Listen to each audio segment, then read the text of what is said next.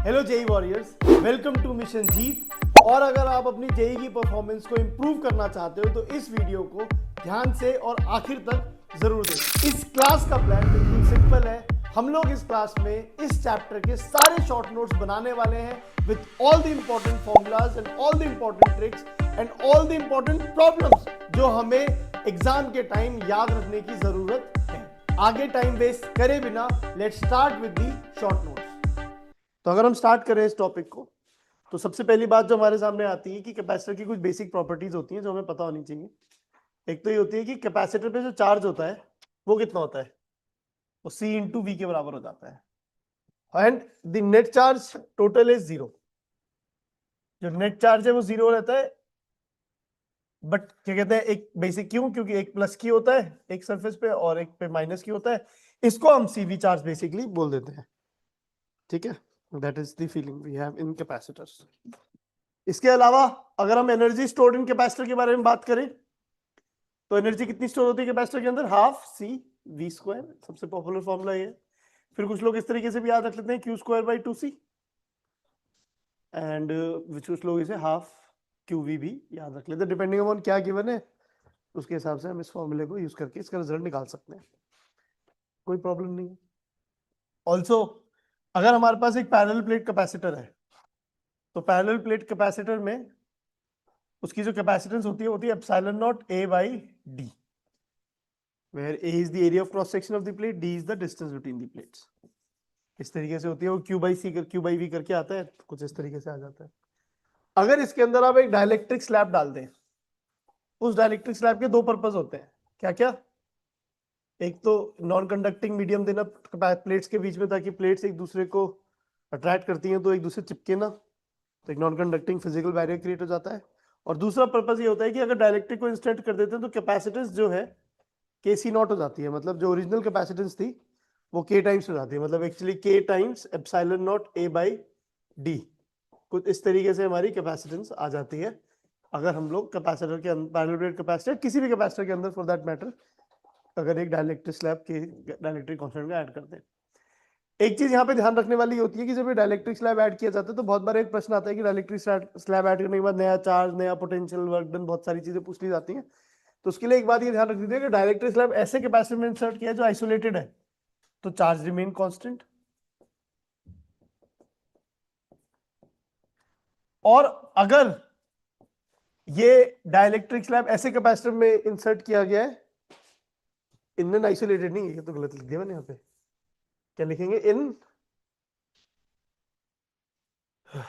Capacitor with battery connected, inserted with battery connected। तो in this case क्या चीज same रहेगी, पोटेंशियल सेम रहेगा। तो Q is equal to CV है तो C बढ़ने से Q चेंज हो जाएगा, इस केस में, दूसरे केस में Q कांस्टेंट था सपोज, तो क्या सेम रहेगा, V रिमेन्स कांस्टेंट। तो ये एक छोटी सी बात है जो इन्फॉर्मेशन हमें पता होनी चाहिए, कॉमन सेंस वाली बात भी है बट फिर भी हमें आइडिया लगना चाहिए। अब ऐसे कुछ हमारे पास इस तरीके के कैपेसिटर भी हो सकते हैं, आइसोलेटेड मेटल स्फीयर। अगर इसकी कैपेसिटेंस की बात करेंगे तो इसकी कैपेसिटेंस कितनी होती है, R बाई K या फिर 4 पाई एप्सिलॉन नॉट R, जो भी किसी भी एक तरीके से फॉर्मूले को याद रख सकते हो आप, दोनों ही सही है। ये K वही हमारा 4/9 वाला जो K है वही वाला K है हमारे पास ये। तो आइसोलेटेड मेटल स्फीयर के केस में आपका कैपेसिटेंस इतना हो जाता है। और अगर कॉन्सेंट्रिक स्फेरिकल शेल्स हो, ठीक है, एक का रेडियस A है एक का रेडियस B है, तो इन दिस केस जो आपका कैपेसिटेंस होता है वो होता है 4 pi epsilon not AB upon B minus A। इस तरीके से हमारा कैपेसिटेंस आ जाता है अगर कॉन्सेंट्रिक शेल्स। तो इसमें अगर B को इनफाइनाइट डाल दोगे तो ऊपर वाला रिजल्ट ही बन जाएगा, but still again the idea is कि कॉन्सेंट्रिक शेल्स हो सकती है हमारे पास जनरली, ठीक है। तो ये एक बात हमारे सामने आती है। फिर अगेन ये बेसिक कैपेसिटर वाली बात आ जाती है हमारे लिए। फिर जो दूसरी बात हमारे लिए इंपॉर्टेंट होती है वही होती है कि अगर कैपेसिटर्स को इन सीरीज कनेक्ट कर दें तो उसकी इक्विवेलेंट कैपेसिटेंस क्या होती है। अभी ये तो मतलब चिल्लर सी बात है, इसमें तो कुछ ज्यादा कहानी तो है नहीं। C इक्विवेलेंट की बात करेंगे तो कितना हो जाएगा, C1 प्लस C2। तो उल्टा हो जाता है ना पैरेलल वाले से, नहीं नहीं जो उल्टा रिजल्ट हो जाता है, बच गए। C1 C2 upon C1 plus C2, basically 1/c is equal to 1/c1 plus 1/c2 वाली कहानी, दैट इज द सिचुएशन। और दूसरी बात हमारे लिए सिंपल सी है कि इस बार पोटेंशियल डिवाइड होगा, हाँ या ना गाइस, यस और नो? और because V is equal to Q by C होता है तो कैपेसिटेंस इनवर्सली प्रोपोर्शनल होगा। तो अगर मैं V1 की बात करूंगा, तो अगर मैं बोलूंगा बेबी V1 कितना होगा यहाँ पे, तो V1 मुझे पता है कि C2 upon C1 plus C2 into total V जो भी है हमारा, उसके बराबर हो जाएगा V1। ये समझ आई बात? दूसरे कैपेसिटर से प्रोपोर्शनल होगा। समझ तो क्या, इसे याद रखना है उस बात को। ठीक है, जितनी बातें मैं बोर्ड पे भी लिख रहा हूँ ये बात बिल्कुल टिप्स पे होनी चाहिए। ठीक है, जैसे कंप्यूटर के अंदर रैंडम एक्सेस मेमोरी होती है ना, रैम, और एक रोम होती है। फोन खरीदने जाते हो ऐसा ना, इतनी जीबी रैम इतनी जीबी रोम, ऐसा होता है ना, 6 GB 128 GB। अच्छा, अभी तक तुम्हारे फोन खरीदने के दिन आए नहीं है। ठीक है, हम वो तो माँ बाप ने खरीदा ना, इसको तो कुछ पता भी नहीं होगा इसमें क्या है। ठीक है, तो बात ऐसी है, but still the idea is कि ये वही वाली बात है। रैम में क्या होता है, रैम के अंदर जो भी डेटा होता है वो ऐसा स्टोर होता है कि वो रैंडमली एक्सेस किया जा सकता है। रैंडमली एक्सेस फास्टर एक्सेस होती है वो। और रोम के जो डेटा स्टोर होता है वो स्लो एक्सेस होती है। ठीक है, तो ये सब अभी जो हम ये शॉर्ट नोट्स वाली बात कर रहे हैं, ये हम कह रहे हैं रैम के अंदर क्या डेटा डालना है। रैम हमेशा लिमिटेड होती है स्पेस में, इनफाइनाइट कैपेसिटी नहीं है रैम की हमारे पास। तो ये इसमें क्या डेटा डालना है जिसको हम बहुत जल्दी जल्दी एक्सेस कर सकें एग्जाम के टाइम पे, ये बात चल रही है। तो जैसे अगर पैरेलल में कैपेसिटर कनेक्टेड है तो कैपेसिटेंस कितना हो जाएगा, C is equal to C1 plus C2 हो जाएगा। इस तरीके की सिचुएशन है। एंड अगर हम लोग यहाँ पे ये देखते हैं कि इस बार क्या डिवाइड होगा, अगर current supposedly sorry charge divide होता है ना, Q अगर यहाँ से Q नॉट चार्ज आ रहा है तो वो जब डिवाइड होगा तो Q Q CV होता है, तो V सेम है तो अभी C के प्रोपोर्शनल हो जाएगा। तो Q1 जो हो जाएगा हमारा वो C1 upon C1 plus C2 into total Q not जो चार्ज आया था उसके बराबर हो जाएगा। और अगर जैसे Q आया तो प्लस माइनस ऐसे कुछ हम लोग Q1 चार्ज इमेजिन कर लेते हैं। जब भी चार्ज इमेजिन करते हैं तो ये चीज ध्यान रखनी होती है कि पोलैरिटी मेंशन करना कंपलसरी है, वरना गलती होने के चांसेस काफी बार हो जाते हैं। तो इट इज लार्जली इंपॉर्टेंट कि हम चार्ज की बात करें। Q2 कितना होगा वो हम फिगर आउट कर लेंगे। अब इसी में कुछ ऐसे रिजल्ट होते हैं कि मल्टीपल डाइलेक्ट्रिक स्लैब हम अगर हम डाल दें, अगर हमारे पास कैपेसिटर है उसमें K1 K2 के डाइलेक्ट्रिक स्लैब हमने इस तरीके से डाल दिए, तो जो हमारा कैपेसिटेंस होता है इक्विवेलेंट, पैरेलल प्लेट कैपेसिटर में epsilon not A by D होता था, है ना। और अगर डायलेक्ट्रिक डाल देते तो K epsilon not A by D हो जाता था। तो उसे मैं D बाई K की इमेजिनेशन कर लेता हूँ, D1 by K1 plus D2 by K2। अगर ऐसे आपने सीरीज में स्लैब डाले हुए तो इस तरीके से आपका इक्विवेलेंट कैपेसिटेंस हो जाता है। ये हमें याद होना चाहिए। तो फिर ठीक है, पक्का से तो लिखो, कोई बुधवार लिखो तभी याद होगा। आज की क्लास का जितना मैक्सिमम बेनिफिट हो जाएगा फिर। ठीक है, ये भी नहीं लिखता था, इसको भी देखो डांट डांट के लिखवाना चालू किया मैंने। तो अच्छी बात है कि उसे लिखते रहोगे तो फिर वो एक ही बार में प्रैक्टिस भी होगी ना, खत्म। घर जाके दोबारा फिर मेहनत करने की जरूरत नहीं पड़ेगी। अभी के अभी में यूटिलाइज हो जाएगा ये वाला टाइम भी। ठीक है, सिमिलरली अगर ऐसे पैरेलल में लगा रखे हो तो फिर क्या होता है, epsilon not by D K1 A1 plus K2 A2। इस तरीके से आपका कैपेसिटेंस होता है। ऐसे कुछ आप याद रख सकते हो। ठीक है ना, सीरीज वाले हो गया ना, C1 प्लस C2 वाला केस हो जाएगा, K epsilon not A1 by D1 ऐसे कुछ बनेगा। तो दैट इज द सिचुएशन। तो ये हमारे पास दो केसेस बन जाते हैं कैपेसिटेंस के जो हमें याद रखनी चाहिए। लार्जली मैंने देखा ये वाला केस ज्यादा पूछा जाता है, तो ये रिजल्ट तो 100% याद होना चाहिए। जो दूसरा वाला रिजल्ट है ये फिर भी हम लोग एक बार को नहीं भी आता तो मैनेज कर लेते हैं कुछ ना कुछ। ओके, फिर हमारा वो करंट इलेक्ट्रिसिटी वाली कहानी चालू हो जाती है कि भाई charging of a capacitor and all of that. ठीक है, should I go back and show you the result? Miss हो गया, बहुत फास्ट हो गया क्या? पूरा एक्चुअली क्या है, मैंने डायग्राम बनाया हुआ है तो मैं डायग्राम बनाना पड़ रहा है, तो इसलिए हो सकता है वो हो। तो मैं फिर भी वेट कर लेता हूँ, बट हाँ ठीक है। बट इसकी स्पीड बड़ी अच्छी है अथर, तेरी स्पीड बड़ी अच्छी है, गुड जॉब। बैडमिंटन जैसे बैडमिंटन सिखा रहे तुमने वो, ठीक है। अब अगर हमारे पास कोई स्विच है, अगर हम उसे किस पर्टिकुलर टाइम इंस्टेंट पे क्लोज कर दे, ठीक है, तो Q and I at T equal to 0 plus कैसे निकालते हैं हम लोग? अगर हम Q और I निकालते हैं T इक्वल टू 0 प्लस पे, तो Q तो 0 रहता है। गाइस यस और नो? क्यों? क्योंकि एकदम से चेंज नहीं होता Q। ये बात हमें ध्यान रखनी है, Q एकदम से चेंज नहीं होता। Q जो है, अगर हम देखते हैं T इक्वल टू 0 प्लस पे देखते हैं, तो Q जो है अगर इनिशियली 0 था तो दोबारा से 0 है, doesn't change instantaneously. Change instantaneously.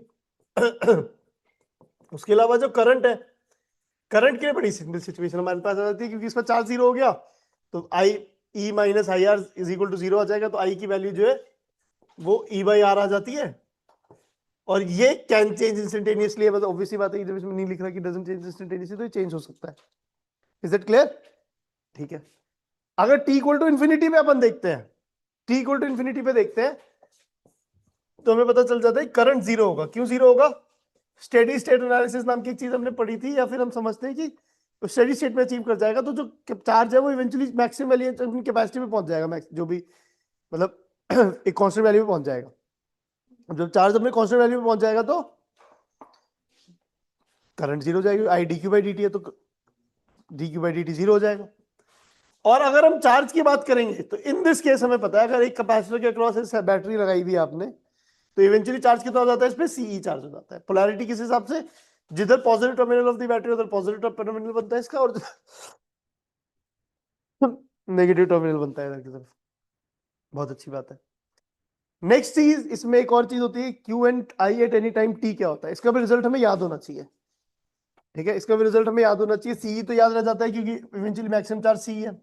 1 minus e raise to minus t by time constant जो होता है वो कितना होता है? C are.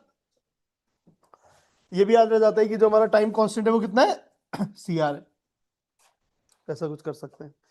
Similarly current at any time T की जब बात करते हैं तो उसमें सिंपल सी बात होती है, ई बाई आर तो आपका इनिशियली करंट था ना, e raise to minus t by c r हो जाता है।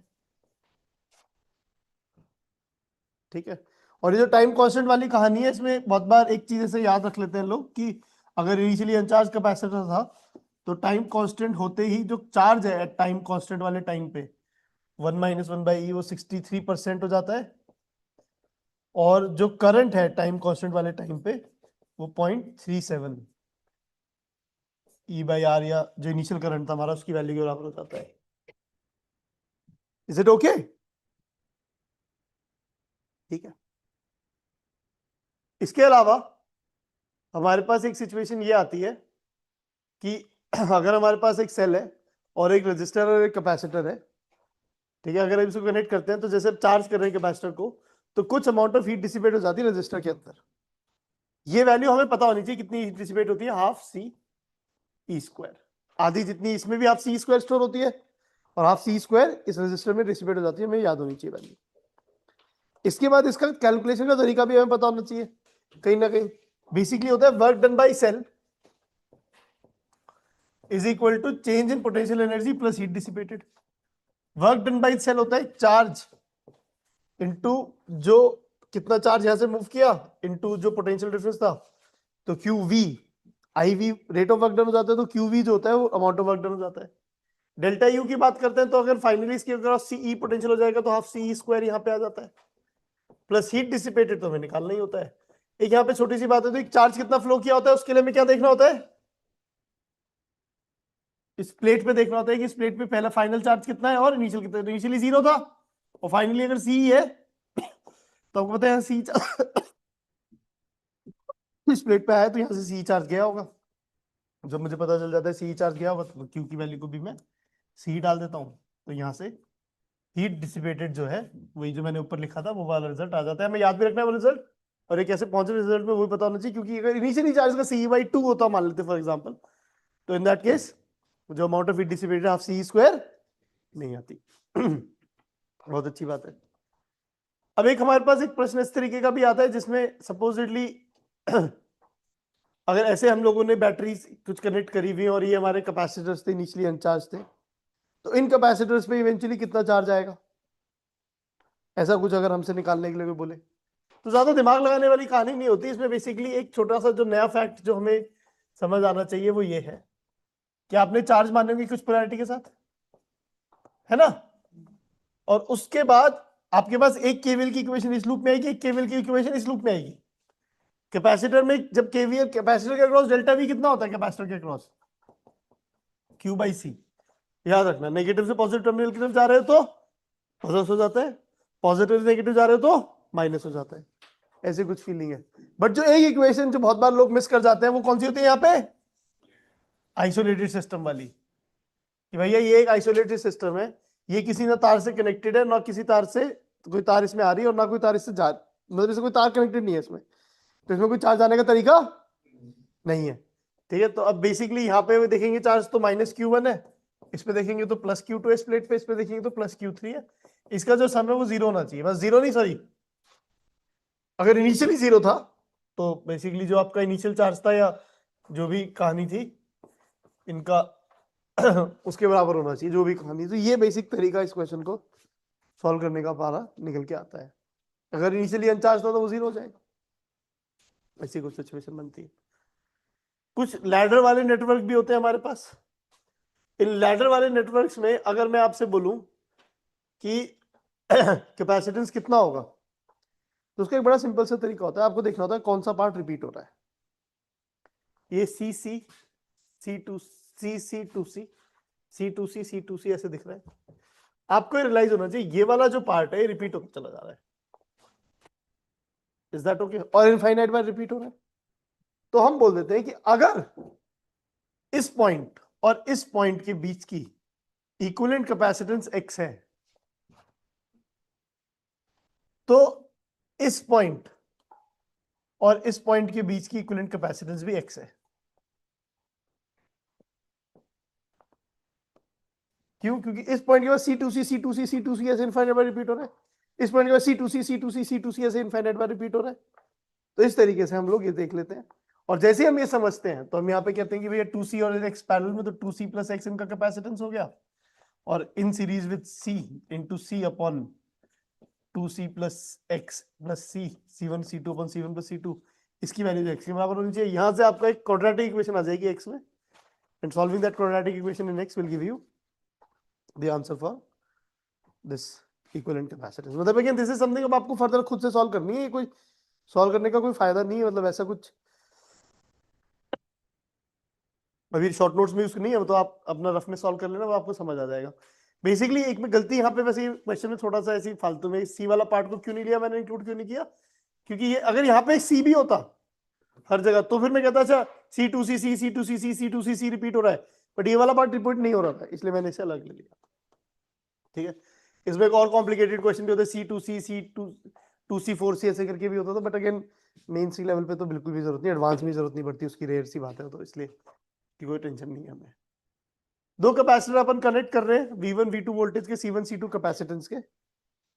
तो अगर आग बंद करके ये बोला जाए कि फाइनल चार्ज और लॉस एनर्जी कितना होगा, तो do we know the formula for final charge and loss energy? We can know that final charge will be C1 V1 plus C2 V2 upon C1 plus C2। The initial idea, how do I remember this, की result such है, वो ये कि भाई total charge जो है, total charge C1 plus C2 है, sorry C1 V1 plus C2 plus C2 V2 है, और divide is equal to C1V plus C2V हो जाएगा, क्योंकि इवेंचुअली जब दोनों कनेक्ट करोगे आप कैपेसिटर्स, दोनों इन कैपेसिटर्स को कनेक्ट करोगे, तो जो पोटेंशियल डिफरेंस है वो पोटेंशियल डिफरेंस 0 हो जाएगा ना, मतलब दोनों का पोटेंशियल सेम हो जाएगा कैपेसिटर्स का। गाइस क्या थी शक्ल देख के मुझे अजीब सा लग रहा है मुझे, कोई इतना कुछ नहीं है, बस ये रिजल्ट याद रखना है तुम्हें, वो दिमाग नहीं लगाना तुम्हें, सीरीज पैरेलल वाला दिमाग नहीं लगाना है यहाँ पे। क्या दिमाग लगाना है? दो कैपेसिटर कनेक्ट किए, इतना कैपेसिटर चार्ज हो जाता है।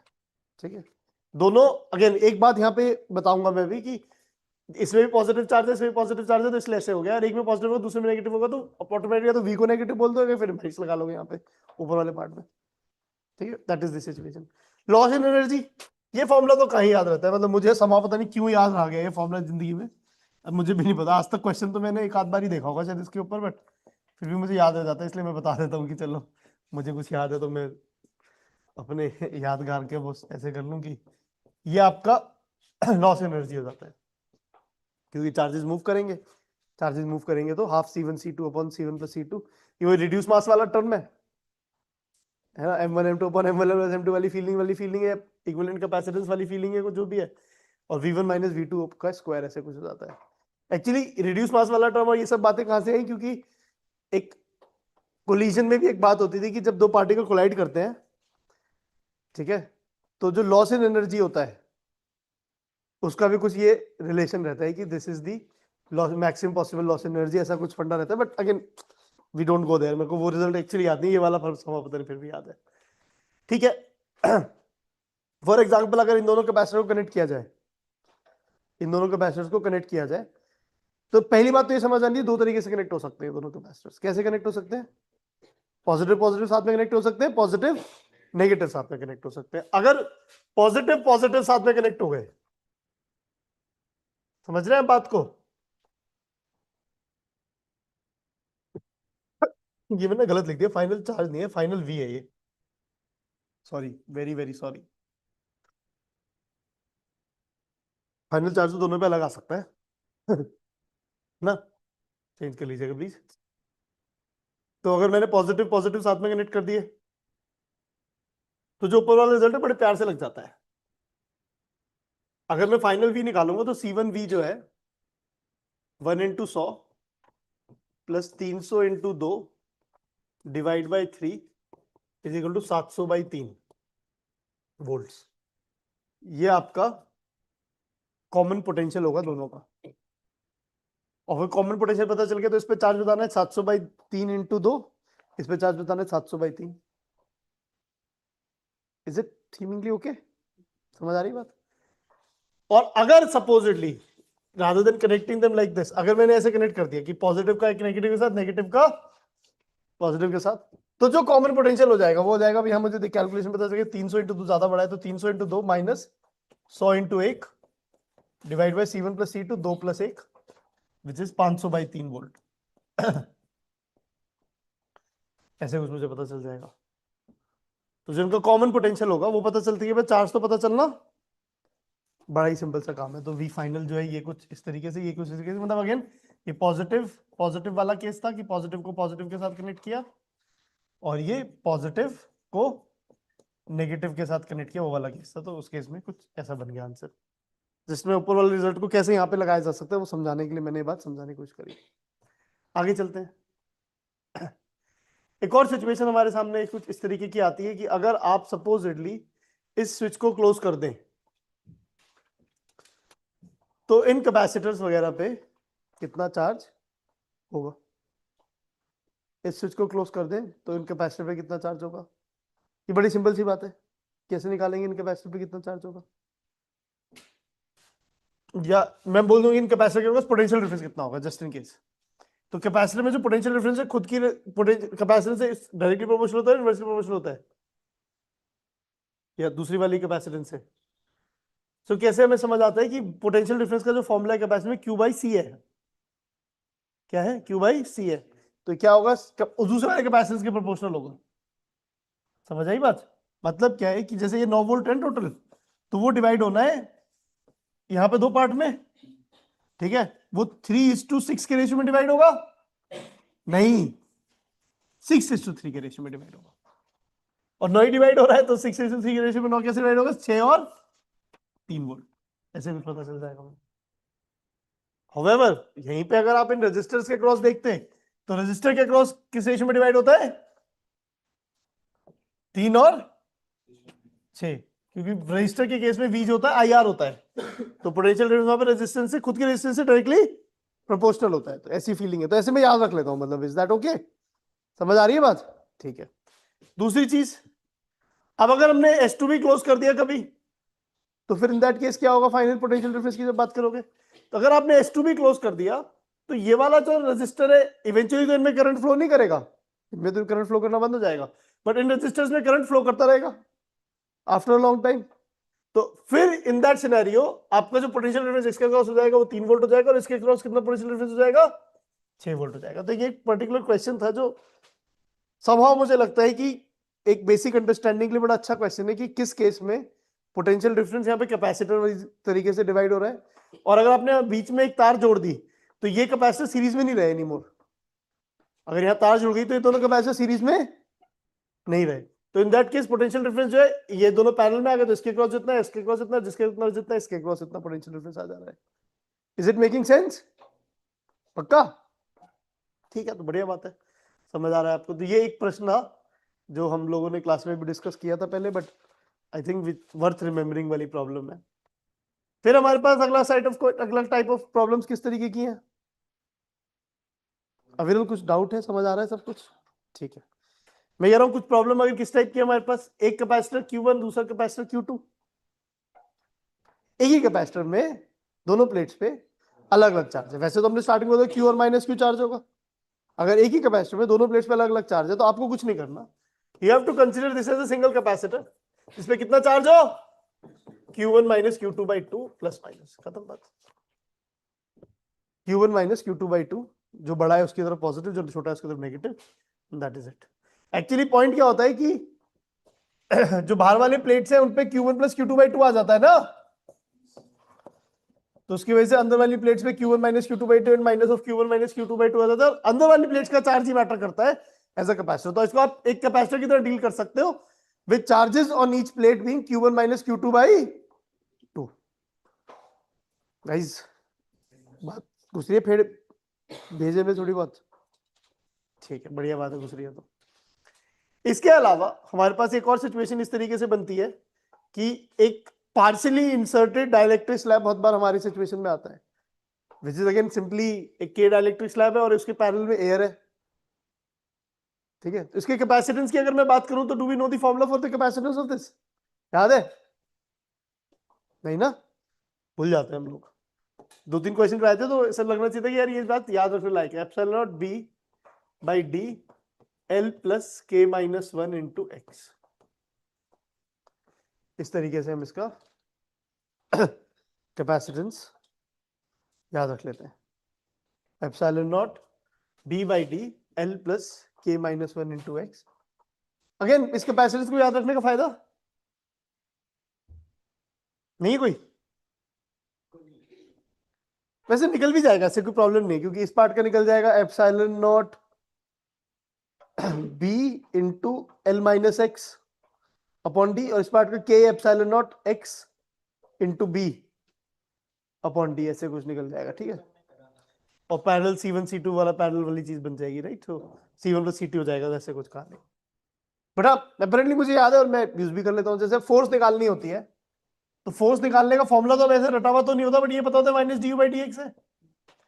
इस केस में जब फोर्स निकालनी होती है डायरेक्टली स्लैब पे फोर्स निकालनी होती है हमें, ठीक है। तो वो D you by minus D you by D x के हिसाब से हम निकालते हैं, और minus D you by D x के हिसाब से जब हम फोर्स को निकालते हैं तो अगर ये फॉर्मूला आपको पता है तो आप बेसिकली आप यहाँ पे जो u है वो आप समझ लेते हैं हाफ सी वी स्क्वायर है। तो v अगर कांस्टेंट है तो हाफ c का डेरिवेटिव जब आप लोगे तो epsilon not b by D into के माइनस 1 इंटू वी स्क्वायर, ऐसे कुछ लिख सकते हैं इसे, ये फोर्स का फॉर्मूला आ जाएगा, ठीक है। अब बहुत बार rather than giving v potential difference across this, बहुत बार वो चार्ज बोल देते हैं, चार्ज कितना है, तो भी आप सेम फॉर्मूला लिख सकते हो, आखिर में चार्ज का वैल्यू क्या डाल दे रहे हैं, q बाई, मतलब v की वैल्यू क्या डाल देना है, q बाई c का स्क्वायर डाल देना है। So that is basically okay. तो whatever helps you understand this, you have to figure out कि भाई you should be able to, अगर एग्जाम में आ जाए ऐसी कोई कहानी तो आप इसे फिगर आउट कर सको। मतलब थोड़ी मेहनत वाली बात होगी जब भी आएगा ऐसी चीज तो, बट उस मेहनत को थोड़ा सा मैंने कम कर दिया है तो शायद आप उस मेहनत को कर पाओ, शायद, वो भी पक्की बात नहीं है। Are we clear? आगे चलते। Electrostatic pressure in conductors, electrostatic pressure in conductor की बात करते हैं, ये तो सिंपल सी बात है, कितना हो जाता है ये sigma square by 2 epsilon. Feeling इसकी अगर हमारे पास कोई भी कंडक्टर कभी है तो उसकी जो सरफेस है, वो जो सरफेस है वो हमेशा कुछ फोर्स महसूस करती है। क्या महसूस करती है? फोर्स। क्यों महसूस करती है? क्योंकि वो एक प्रेशर महसूस करती है, और वो जो प्रेशर होता है वो उसकी वैल्यू होती है sigma square by 2 epsilon naught. Sigma उस पॉइंट का सरफेस चार्ज डेंसिटी है। Is that okay? तो sigma square by 2 epsilon naught electrostatic pressure conductors महसूस करते हैं। इसका एक्चुअली एक फैक्ट, एक बहुत बार ये कैलकुलेशन होती है कि भाई इस कैपेसिटर पे कितनी फोर्स लग रही होगी प्लेट्स पे, अगर एक प्लस और माइनस चार्ज है तो हम कह देते हैं यार इस पे कुछ ऐसे फोर्स लगेगी अट्रैक्टिव फोर्स, और फोर्स हो जाएगी sigma square by 2 epsilon not, जो भी इसका सिग्मा है, इनटू में एरिया, इतनी फोर्स यहाँ पे लग जाएगी इस पे। Is that okay? ठीक है। अच्छा एक छोटी सी बात, आई डोंट नो ऐसे too late to tell you वाली कहानी हो सकती है, बट हाँ अगर एक पैरेलल प्लेट कैपेसिटर है, बस इसमें यहाँ पे ही समझ की कोशिश करता हूँ कि जो इलेक्ट्रिक फील्ड होती है वो कितनी होती है बीच में, कि सिग्मा बाई एप्सिलॉन नॉट या फिर Q by epsilon naught A। उसके हिसाब से रिजल्ट को निकालते हैं तो गलत आंसर आता है। क्यों? क्योंकि खुद पे फोर्स नहीं लगाता ना, तो वो वाला एक फैक्टर होता था कि भाई इसकी वजह से फील्ड देखते हो तो दोनों की वजह से मिला के फील्ड है ना, तो एक की वजह से देखेंगे तो इसकी आधी देगी sigma bye 2 epsilon not into sigma हो जाएगा, वो आपका force per unit area type बन जाता है। तो ऐसी कुछ sigma square by 2 epsilon not वाली बात आती है यहाँ पे निकल के हमारे सामने। तो ये बेसिक सिचुएशन हमारी सामने आ रही है इलेक्ट्रोस्टैटिक प्रेशर इन कंडक्टर्स वाली, which is the end of our capacitor के शॉर्ट नोट्स। बच्चों शॉर्ट नोट्स आर डन। अगर वीडियो हेल्पफुल लगा तो लाइक जरूर कर देना, और अगर इन शॉर्ट नोट्स का एप्लीकेशन सीखना चाहते हो तो PYQ का वीडियो आपको मिल जाएगा डिस्क्रिप्शन में, उसको जरूर देखना। अगला चैप्टर हम लोग ये वाला डिस्कस करेंगे, और इसके शॉर्ट नोट्स का सेशन इस डेट पे आएगा, तो अपने कैलेंडर्स को मार्क कर लो, और अगर चैनल पे नए हो तो सब्सक्राइब करना मत भूलना। Keep pushing yourself, don't give up, and let's meet in the next class. Go for Jeet.